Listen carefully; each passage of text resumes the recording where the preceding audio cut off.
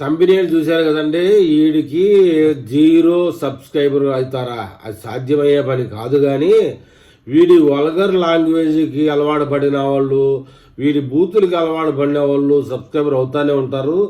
ఏదో ఆవేశంలో తాత్కాలికంగా 1,00,000 మంది 2,00,000 మంది వెళ్ళిపోయినా కూడా వాడు మళ్ళీ ఎవరో ఒకరిని తిడతాడు, మళ్ళీ సబ్స్క్రైబర్ పెరుగుతాడు. సరే, దాని విషయం పక్కన పెడితే ఈ ఎదవ మన తెలుగోడు అవ్వడం మన దురదృష్టం అండి.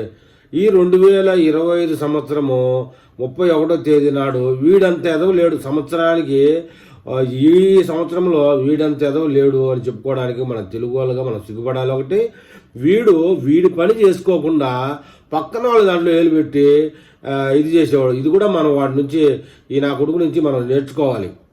ఎవడు చేసే పని వాడు చేయకుండా, వాడు చేసే పని ఏంది, విదేశాల్లో ఎవడేం తింటున్నాడు, ఎవడి ఆచారాలు ఏంటి, ఎవడి విధానాలు ఏంటి చెప్పి మనల్ని ఇంప్రెస్ చేస్తే మన ద్వారా వాడికి డబ్బులు వస్తే వాడు ఎంజాయ్ చేయాలి. వాడు అక్కడికి వెళ్ళి అమ్మాయిలతో పెట్టి ఇది చేసి వల్గర్ లాంగ్వేజీలు ఇవన్నీ చూసినా కూడా మన వాళ్ళు చూసి వాడికి వ్యూస్ పెంచడం వల్ల వాడు అలా మారడానికి ఎంతో ఇంత మన వాళ్ళు కూడా కొంత కారణమే. అయితే శివాజీని తప్పుపడతారు. ముందు శివాజీ సినిమా ఇండస్ట్రీలో పనిచేసేవాడు. సినిమా ఇండస్ట్రీలో ఉండేవాళ్ళు మగవాళ్ళను ఆకర్షితులు కానివ్వకుండా మీరు డ్రెస్సులు వేసుకోండి, చీరలు కట్టుకోండి, పంజాబీ డ్రెస్సులు వేసుకోండి, అది అని చెప్పాడు. సరే, దాని వరకు బాగానే ఉంది. అయితే ఎట్లుందంటే కథ, శివాజీ బాయ్ టామ్ అనసూయ వచ్చే టామ్ అంటూ అనసూయ వచ్చింది తన్నే అన్నట్టుగా. అసలు శివాజీ అయితే అనసూయ అని అనలేదు. ఆమె వచ్చి ఇంకా దీన్ని బాగా ఫేమస్ చేసింది శివాజీని. ఆ తర్వాత చిన్మయి వచ్చింది. ఆమె నోటికి వచ్చినట్టు ఆమె మాట్లాడింది. చిన్మయి వచ్చింది. ఆ తర్వాత చిన్మయి పోయి టామ్ రామ్ గోపాల్ వర్మ వచ్చాడు. రామ్ గోపాల్ వర్మ పోయి టామ్ మళ్ళీ ప్రకాష్ రాజ్ వచ్చాడు. ఆడు పోయాడు టామ్. తర్వాత కరాటి కళ్యాణ్ వచ్చి వీళ్ళందరికీ హితవు చెప్పినట్టుగా వచ్చింది మీడియాలో. ఆమె పోయింది టామ్. ఇక చాలామంది నాగబాబు గారు వచ్చారు. నాగబాబు ఏదో అతని మధ్య ఎమ్మెల్సీ పదవి ఇచ్చినప్పటికి కూడా ఆయన ఎమ్మెల్సీ పదవి మానేశాడు. అసలు ఎమ్మెల్సీ పదవి చేయడమే మానేశాడు. ఎక్కడా కనపడ్డాము. ఎమ్మెల్సీ పదవి తీసుకున్నప్పుడు ఆయన రాజకీయంలో దీంట్లో వచ్చాడు, కప్పుకొని వచ్చాడు. ఇదిరా అంటాడు. వాళ్ళ ఇంట్లో సేమ్ ఇదే సమస్య ఉంది. దాన్ని నివారించకుండా పక్కింట్లో సమస్యను నివారించడానికి ప్రయత్నం చేస్తాడు నాగబాబు బాయ్ టామ్.